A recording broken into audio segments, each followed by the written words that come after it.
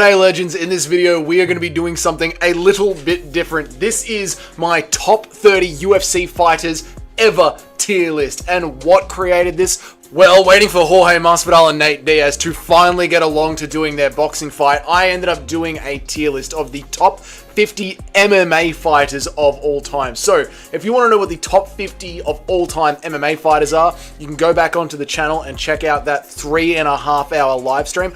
But I thought for the sake of brevity and to do something a little bit fun, since we are in a bit of a UFC drought at the moment, why not tackle one of the hardest things ever to do and actually make an absolute GOAT list. So to tighten it up, make it a little bit easier, I decided to make it the top 30 UFC fighters of all time. What does that mean? That means you have to have had at least one fight in the UFC to make it onto this list. So unfortunately, what does that mean? That means all you MMA hipsters out there that want to keep talking about Fedor forever, he's not on the list, okay? If you have ever fought in the UFC, you're on the list. That is what we're going to be talking about today. This is my official list. This is my GOAT list. The top 30 UFC fighters ever tier list. Let's get right into it straight away with someone who's going to be remembered throughout the UFC fan bases forever. Partly because of his skill in the octagon, but also because he has lived on as a meme throughout eternity. So starting the list off of the top 30 UFC fighters of all time is going to be Tito Ortiz. Coming in next at number 29 is going to be Wanderlei Silva, okay? Yes, he went on a bit of a dud run afterwards, and that's going to be something that I'm going to talk about a lot during this video. It's not just how well you did while you were in the UFC, but I think when we're putting together a GOAT list, some of the best fighters of all time, you also have to be honest about how they went in their career afterwards. And for me, it's very hard to see someone that was beaten by Chael Sonnen and put them super high up on the list. But then again, he's a GOAT in my heart. Number 27, someone who has absolutely broken my heart too many times to even count, Dustin Poirier. I would love to put him higher up on the list. Some people might not even put him up on the list, so my bias and my fandom can only carry him so far. But considering his resume, he has done so well. Unfortunately, he has never touched gold, and when you do start to put a list like this together, actually being an undisputed UFC champion does count towards so much of your legacy, you know? And unfortunately, never quite getting it done means that I'm just going off a phenomenal career as a fan favorite. One of those guys that's always been around the top but shouldn't have ever even... I mean, this latest one against Islam Makhachev, he probably shouldn't have even had that title shot. It was literally just timing. And then he did end up getting beaten up by essentially a wrestler on the feet. I love Dustin Poirier. I want to put him higher up on the list, but unfortunately 27 is as high as I can possibly justify it. Tyron Woodley, an amazing run, right? 4 title defenses. Surely he must be higher up. Listen, if you get starched by Jake Paul, this is what I'm talking about. You're not protecting your legacy, okay? And when you're doing something like this, you've got to count their entire legacy. Also, you know, you're a power boxer. You drew with Stephen Wonderboy Thompson. There's just a couple of losses afterwards that sort of hinder your ability to be so high up, and Jake Paul is really one of those losses. Leon Edwards. My chat got very angry at me when I started putting Leon Edwards a little bit higher up here. When I put Leon Edwards, again, we did this live where we broke down the top 50 fighters in MMA of all time. Leon Edwards was somewhere in the middle of the list. The chat wasn't happy about it. But let's be honest, Leon Edwards is on like a 9 or 10 fight win streak. He beat up Kamaru Usman, who is super high on this list. Kamaru is going to be on this list. And Leon Edwards beat up Usman, right? Leon Edwards had that first awesome round against Bilal Muhammad. Some people want to talk about the last 30 seconds with Nate Diaz actually landing one punch on Leon Edwards. It hurts me to say it, but guys, it was a bit of a lucky punch. Leon had checked out at that stage. Nate was turning his back, not even trying throughout the entire fight. The point is, Leon Edwards is a phenomenal stand-up kickboxer that has great takedown defense, is going to string together a bit of a legacy for himself if he hasn't already strung one together with just how long he has been active is a harsh word. And this is why fans get angry at him, because he is a bit of a decision machine that does only fight once a year. But when he does fight, he fights to the level that is barely better than his competition. But he does that consistently over and over again, and has done that for about 10 fights in a row now. So unfortunately, you know, as much as I want to put Dustin higher because I love him, but I have to be fair, I have to put Leon Edwards on this list somewhere. He does deserve to be in it. So Leon Edwards can land right here, I reckon. Anthony Showtime Pettis. What else needs to be said, right? You do not become a UFC champion, get your face on a wheat bit box, and do a sick off the cage flying leg kick, head kick, and not end up on a tier list like this. Obviously, Anthony Pettis is on the list. Brandon Moreno. Just for straight skill, MMA skill, the back and forth wars with Figueiredo, the fact that he showed off boxing, jiu-jitsu, wrestling, everything about those fights is just pure MMA across every single minute of it. Brandon Moreno is a brilliant mixed martial artist. And as we start to look at some of the greatest UFC mixed martial artists of all time, you realize that a lot of them were very, very one-dimensional. But Brandon Moreno is one of those fighters that was able to mix everything together perfectly and did it at a very high level for a very long time. And I don't know if his fall off has happened yet. Looking at this list, I don't know if I like where I've put them. You know what? I think I'm going to move Pettis up one and Moreno down one behind Pettis, because it doesn't feel good having Moreno above Pettis. I feel like that is the way to do it. Let me know about that down there in the comments. Next one up for me is Francis Ngannou. This guy, right, punches his way all the way towards a heavyweight title against Stipe Miocic. Gets, taught that there's MMA involved in MMA when you're going to win an MMA title. And then has a little bit of shell shock in his fight against Derek Lewis. Doesn't know if he is that guy anymore. Doesn't know if he is ever going to be a champion.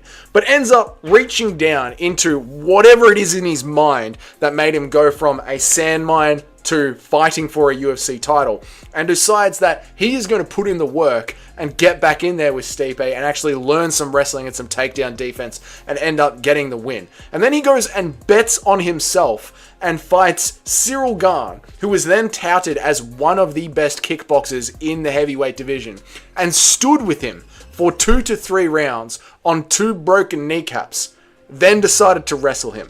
He put all of that pressure on himself and succeeded.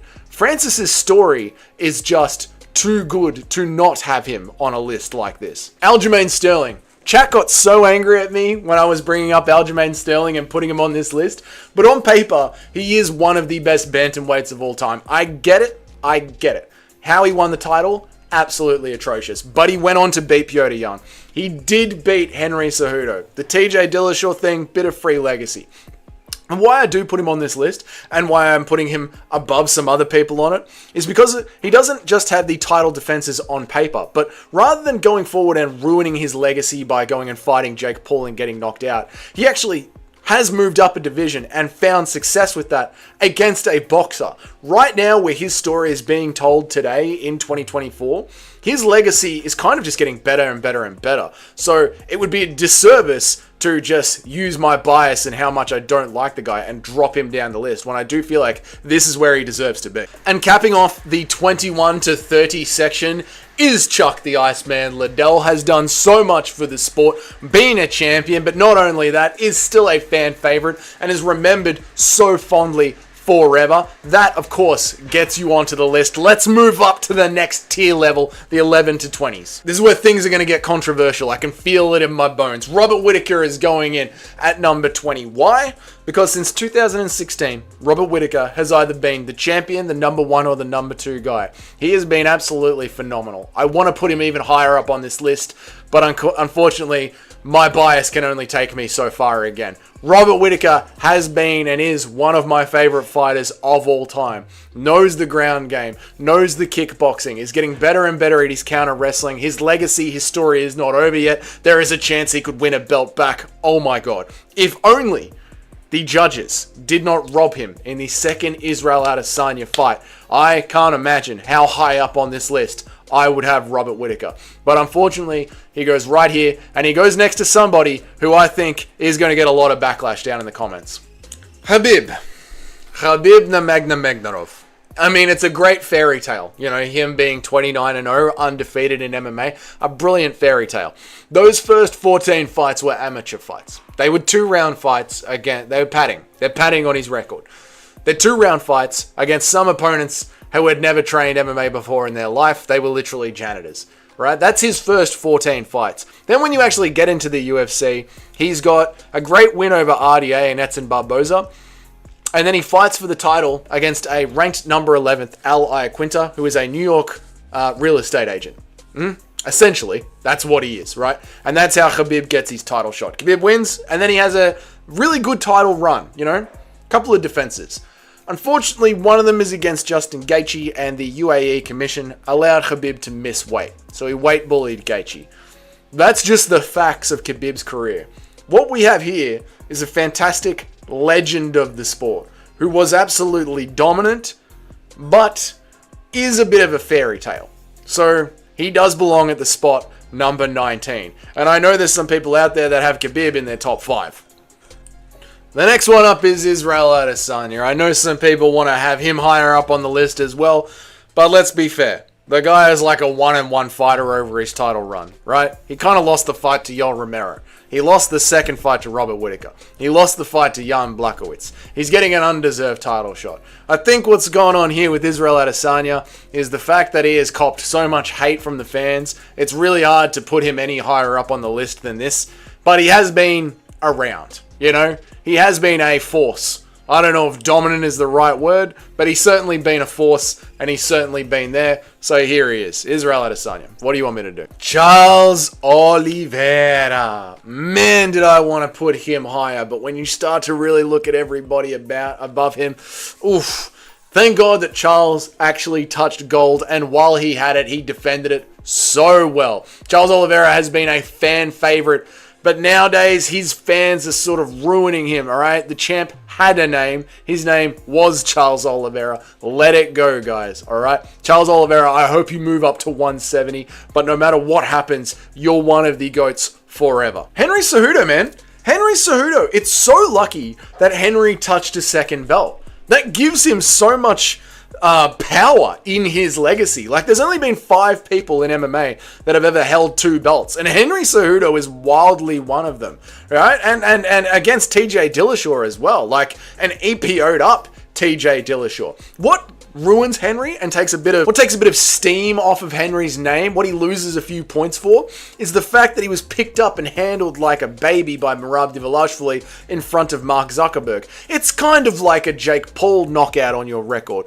You can't have something that atrociously embarrassing happen to you and still go down as a top 10 great. So unfortunately for Henry Cejudo, even though he is a double belt holder in the UFC, even though, you know, part of his legacy is the fact that he won Olympic gold as well, that kind of is all null and void once you get picked up and manhandled so easily. Dominic Cruz, not exactly the same thing, but someone who you would think, oh, surely has to be higher up, right?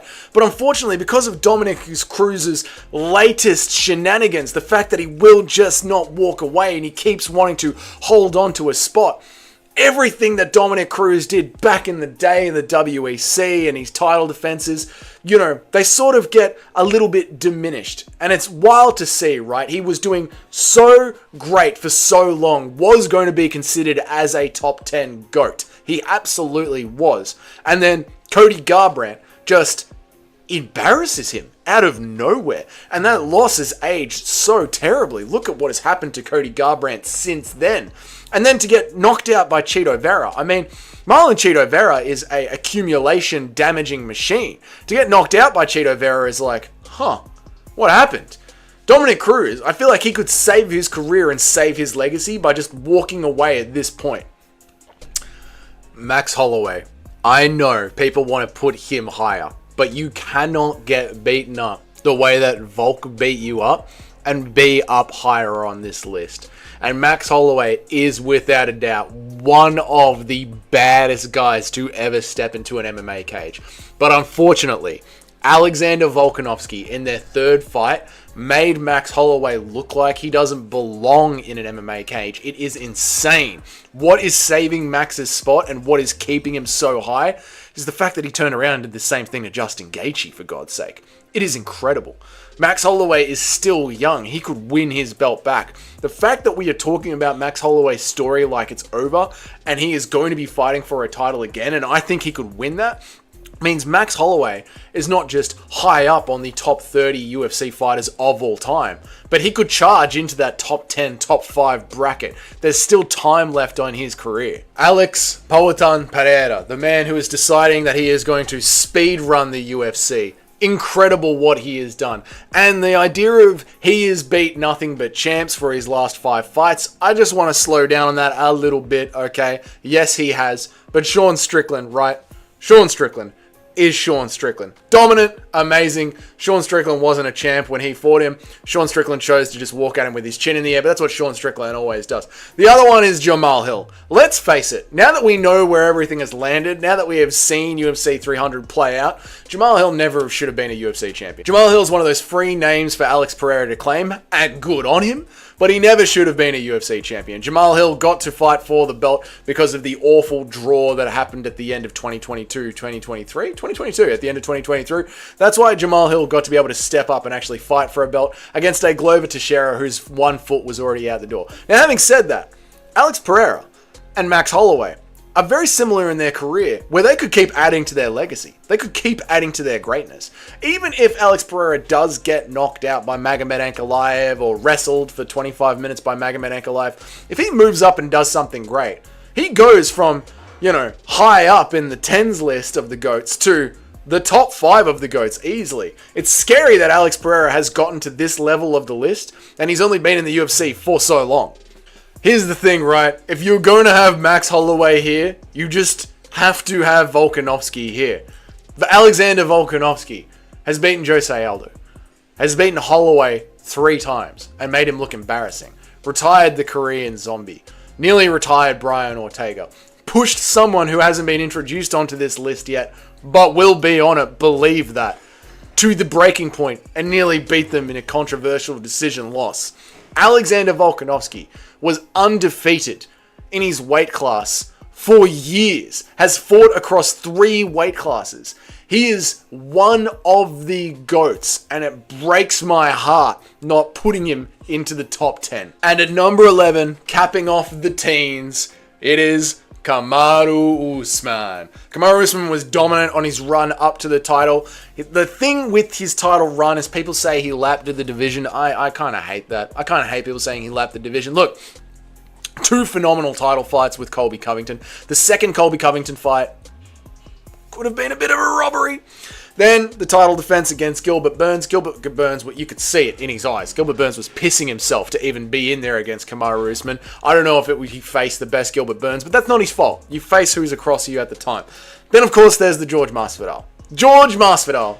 First fight, 10 days notice. Second fight, I never even really thought George Masvidal deserved to be in there with him at all. I never thought he deserved to be in there with them at all. But then you look forward into his career, and the fact that he came off the couch on 2 weeks' notice to fight Khamzat Chimaev in enemy territory, clearly popped his knees out when he was wrestling with Justin Gaethje the day before the fight. Got 10-8'd in that first round and then dug deep into his bag of tricks to come back and get a draw with Khamzat Chimaev is so impressive. Everything that he did leading up to his title run, the jab during his title run, phenomenal. And after his title run, the one fight that we've seen, but it has been great. I'm putting him right at the start of the teens. Kamaru Usman is one of the GOATs. Hopefully he can keep that sort of a level of his legacy as his life goes on, because there's still a lot of fire in the game. Alright, let's do it. Let's get into the top 10 UFC fighters of all time. Coming in at number 10 is going to be our girl, Amanda Nunes. Listen, you cannot not put Amanda Nunes on this list. If Ronda Rousey inspired a whole bunch of women to become MMA fighters, Amanda Nunes, quite frankly, inspired a whole bunch of women to do it well. She is one of the best well-rounded MMA fighters ever. Ronda Rousey is a great judoka. Amanda Nunes is a true MMA fighter. She went in there and beat the piss out of Chris Cyborg, whose entire career was essentially just being as big as a bloke. And Amanda Nunes went, I don't care, I got the skill. Now, the one thing that you're going to hold against her is that second title. She didn't defend it in 2 years. It was a bit of a, not a gimme belt, but the fact that she was allowed to parade it around for the rest of her career was a bit of a give me. The division was completely empty. But on behalf of all of women's MMA, she held that spot so well when it was a fair playing field. When Ronda Rousey had to hold her sport, women's MMA was still relatively new. By the time Amanda Nunes came into it, there was a swarm of proper female athletes that had a very basic and decent understanding of MMA, and she was the best of all of them. To be that dominant that long against a fair level of competition 100% puts Amanda Nunes in the top 10. I don't think you can have a fair top 10 discussion of UFC, of MMA, and not put Amanda Nunes in there somewhere. Coming in at number 9, Conor McGregor. Obviously, Conor McGregor, because of everything that he did for the sport, his star power being the first one to win 2 belts. But not just that. The fact that when Conor McGregor was in his prime, he was a brilliant fighter. He was a brilliant fighter. Amazing karate striking, amazing counter punching, and he won his belt against someone that was absolutely meant to out-wrestle him. When Conor McGregor went in there against Chad Mendes, his knee was completely torn apart. But Conor kept that card alive, kept that moment alive, and fought for the interim title anyway. And then got in Jose Aldo's head so badly, he starched him in 13 seconds. Then moved up and had a intense back and forth with a guy that was 2 weight classes heavier than him. Yeah, Nate won the first one. Conor won the second one. Conor's run in his prime was brilliant. It's not just everything that he did and all the eyes that he brought to the sport. He went in there in a boxing ring with Floyd Mayweather and convincingly won the first 4 or 5 rounds. It was incredible. So Conor McGregor, not just because he is Conor McGregor, but because skill for skill, when he is on point and not just doing mountains of cocaine, he is brilliant. Daniel Cormier. I don't know if you know this, but Daniel Cormier was dominant at heavyweight, but chose not to compete there because his friend Velasquez was a heavyweight champion. So he stayed at light heavyweight. And if it wasn't for someone just a little bit higher than him on this list, he would have been dominant at light heavyweight and then moved back up to heavyweight to beat the best heavyweight fighter of all time. Dominic Cruz is such an underrated force. Have I been saying Dominic Cruz? Daniel Cormier is such an underrated force in MMA. It actually hurts me sometimes how underrated that he is. One of the 5 people to legitimately touch 2 belts at the same time. John Jones is a drug cheat. DC earned that lightweight belt and he earned that heavyweight belt. DC is in the top 10 greatest UFC fighters of all time. And that's the thing, if you're going to put DC there, you got to put Stipe right there next to him. That's exactly where Stipe Miocic belongs. Look, heavyweight. Horrible division, full of horrible fighters. But in an era of horrible fighters in a horrible division, Stipe Miocic actually showed good, clean boxing and wrestling and well-rounded, well-skilled MMA, which is incredible because heavyweight is Francis Ngannou, power punch your way to the top, see how long you can power punch your way to a win. Not Stipe Miocic. Actually brought in a good clean mix of MMA and has the most title defenses in UFC heavyweight history. Stipe Miocic makes it into the top 10 of the best UFC fighters of all time. Capping off the 6 to 10 bracket of the best fighters of all time, Jose Aldo. To have the longevity in the career that Jose Aldo has had is phenomenal. Why am I moving the background? To be a powerhouse in the WEC, then a powerhouse in the UFC, then move down and find success there. Fucking Merab Dvalishvili. To move down and find success there, leave the sport, find success in boxing, and then come back to the sport and find success again against one of those young, hungry up-and-comers that's meant to be just the younger version of you. It's kind of incredible to see everything that Jose Aldo has done for the sport and continues to do for the sport. Jose Aldo 100% locks down our 6 to 10 bracket. Let's get into it. The top 5 UFC fighters of all time. Coming in at number 5. For everyone that got angry at me about putting Khabib so low on the list, you can chill out now in the comments. Maybe go back and delete the comments or write another comment saying that you're sorry. Islam Makhachev might be the best MMA fighter ever. We need to see where his career goes. That's a massive call, saying that Islam Makhachev might be the best MMA fighter ever. But at the moment, no one else so many people coming up in MMA are either great boxers, great grapplers that know a little bit of something else. Or, originally back in the day, you just knew BJJ, you just knew wrestling, you just knew kickboxing. Everything that the family of Dagestanis taught Islam coming up about the wrestling is instilled in this man. But as that generation was coming up, they went to AKA, they went to Tiger Muay Thai, and they learnt great striking. And that was implemented in Islam in his youth, like 19 to 20. And he brought that with him throughout growing his MMA career, where he now has not just a good understanding of, say, just wrestling and a little bit of boxing. He has a brilliant understanding of wrestling and boxing, like everything within MMA. He got a submission against Charles Oliveira, the greatest submission artist in the UFC. He outboxed Alexander Volkanovski and Dustin Poirier and can make people tap. Islam Makhachev, if he continues in the direction that he is going, is already the 5th best UFC MMA fighter of all time and might end up as the greatest force of all time ever. He could go down as the GOAT if he keeps this up. What he can do inside the cage is phenomenal. And the only thing holding him back from being higher up on this list is that he just has to punch out the legacy. Coming in at number 4, need I say more, is Anderson Silva.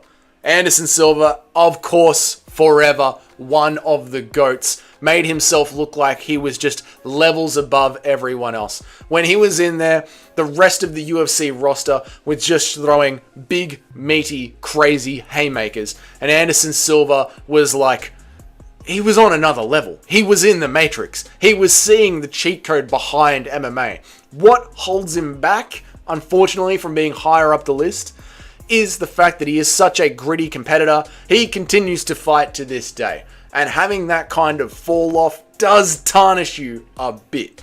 It does tarnish you. So that puts him behind the top 3 fighters of all time, which I will get to thusly.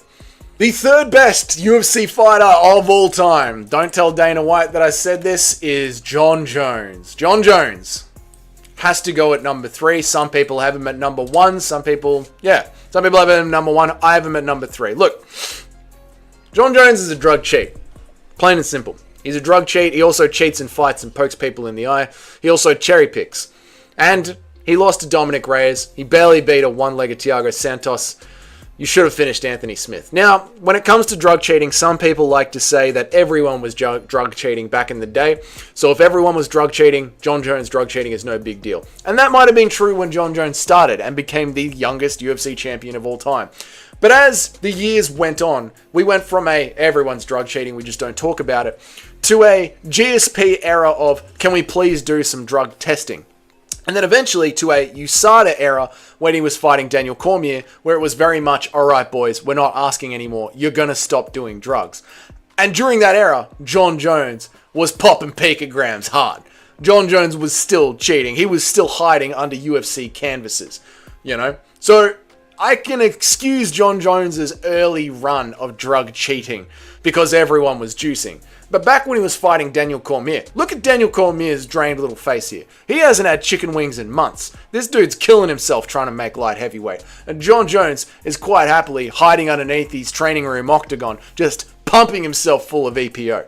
So because of that, because he cheats, he cherry picks, he's ducking Tom Aspinall, he's dropping down to number 3. Alright, if you don't like it, too bad. I mean, number 3, quite frankly, is too high for this motherfucker. But he's got to be up there, so number 3 it is. Now, coming in, I'm going to do this backwards. Rather than saying who the 2nd best fighter of all time is, I'm going to be talking about who the best fighter of all time is, and then you'll be able to work it out from there. The best UFC fighter of all time. Now, I have cheated here, and I've made this entire video so I could do it this way and get away with it. As I've been saying, you had to have fought in the UFC at least once, and this guy did fight in the UFC. But I've also been talking about people's careers after they left the UFC and how that affects their legacy. And this guy's greatest attributes to me is not only the fact that he was a champion in the UFC, but he has gone on to be a champion in other organizations.